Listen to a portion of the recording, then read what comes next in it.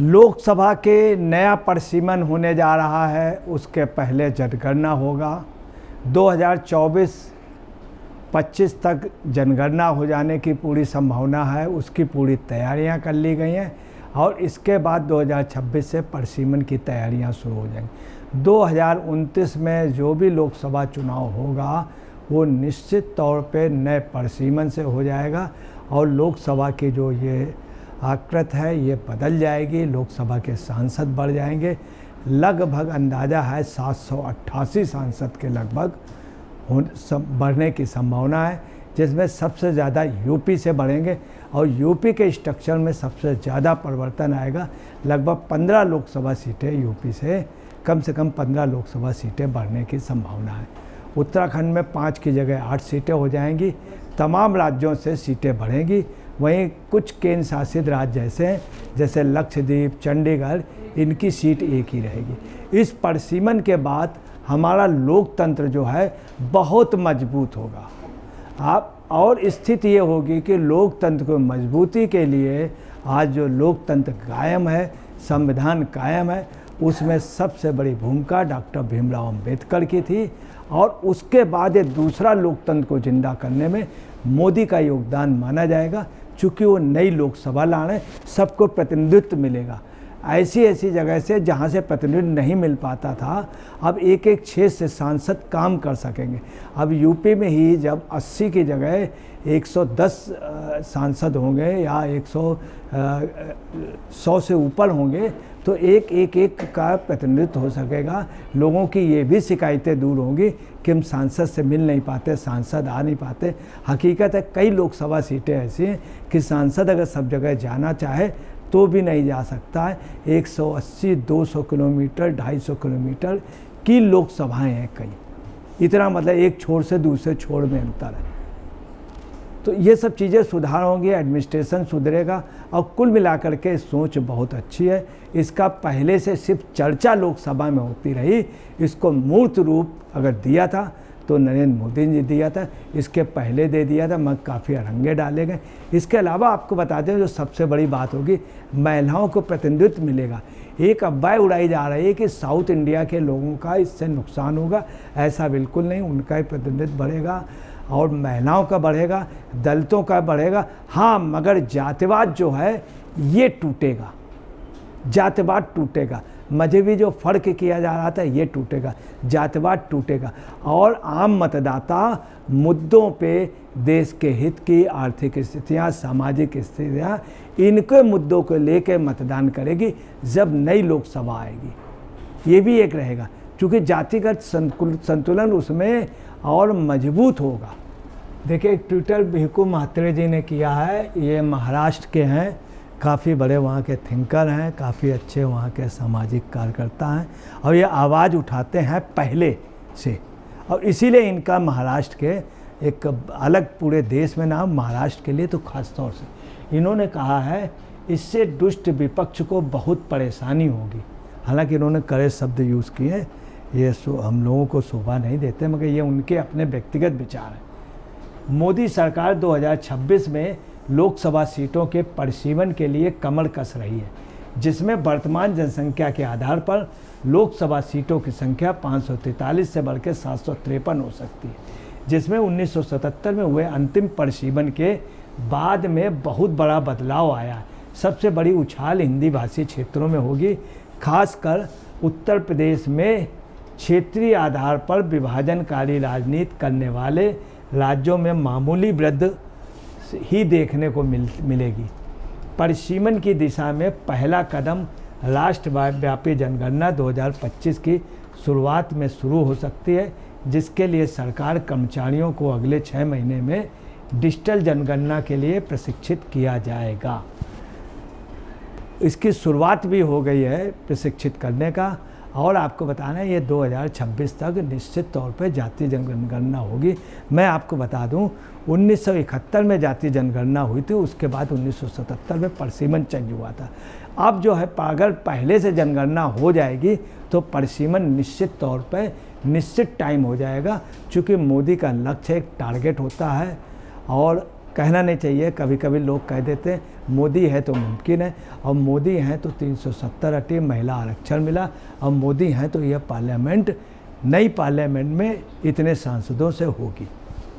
नरेंद्र मोदी जी इसके लिए दृढ़ संकल्पित हैं, और ऑलरेडी पहले भी लोकसभा में वो कह चुके हैं, और अभी भी वो इसके लिए पूरा प्लान हो चुका है, इसमें इब्बट होगा ही। लोकसभा सीटों को लेकर परिसीमन प्रक्रिया की शुरुआत 2026 से होगी। ऐसे में 2029 को लोकसभा चुनाव में लगभग 78 सीटों के इजाफे की संभावना है। दक्षिण राज्यों में जनसंख्या आधारित परिसीमन का विरोध किया है, इसलिए सरकार समानुपातिक आधार पर परिसीमन की तरफ बढ़ेगी, जिसमें जनसांख्यिकी संतुलन बनाए रखने का फ्रेमवर्क तैयार हो रहा है। जानकारों का कहना है कि 2025 तक जनसंख्या प्रोजेक्शन के डेटा के हिसाब से उत्तर प्रदेश में 14, बिहार में 11, छत्तीसगढ़ में 1, मध्य प्रदेश में 5, झारखंड में 1, और इस तरह का इजाफा होगा।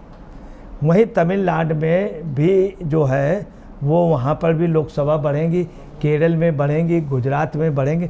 कुल मिलाकर के देश के लिए बहुत अच्छा ये एक पैमाना जाएगा जिससे सही संतुलन होगा।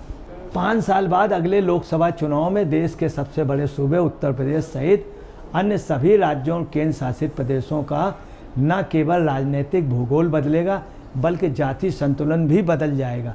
महिला आरक्षण बिल पास होने के बाद अब इस परिसीमन में महिला जनप्रतिनिधियों की संख्या में भी इजाफा होने के कयास लगाए जा रहे हैं।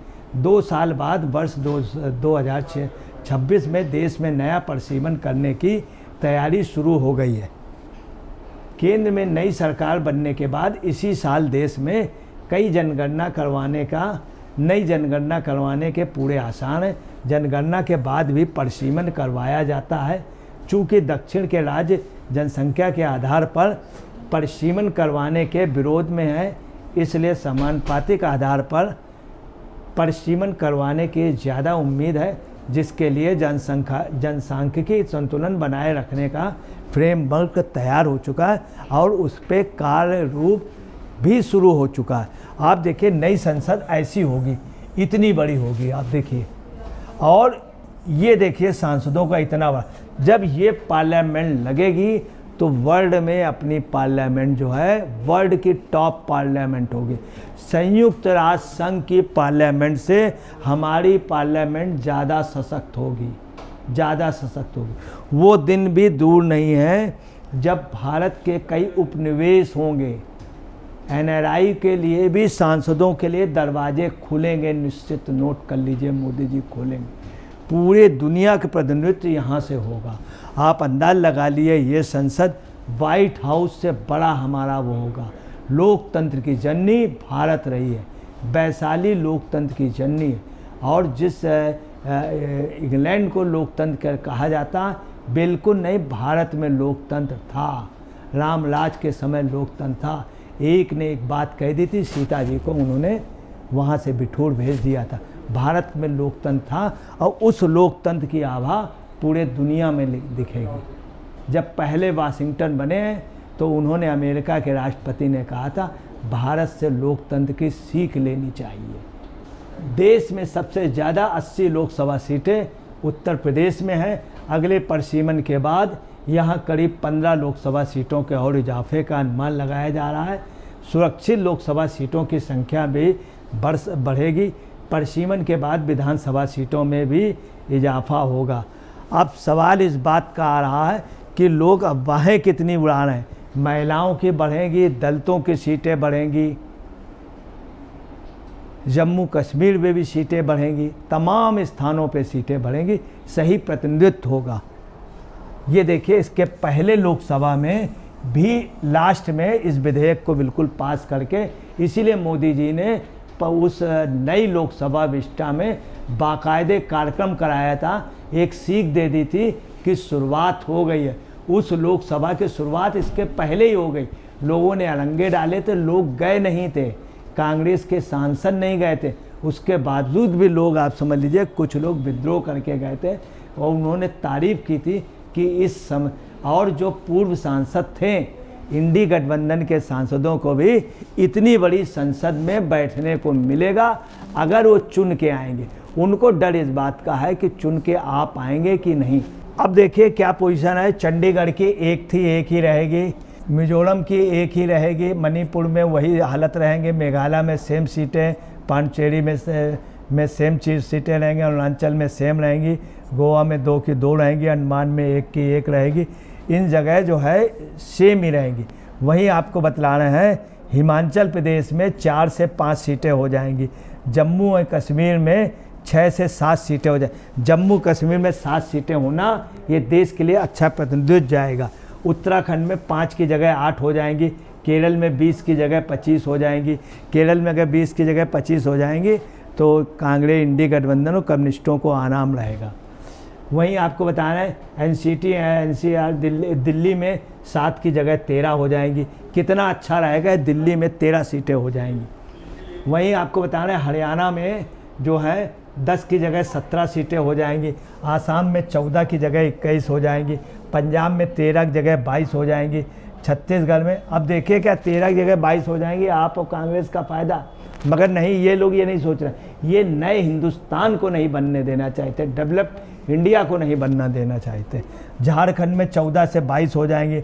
आंध्रा में 25 से 35 हो जाएंगी। जब आंध्रा में 25 से 35 हो जाएंगी तो आप बताइए कहाँ से दक्षिण की उपेक्षा हो रही।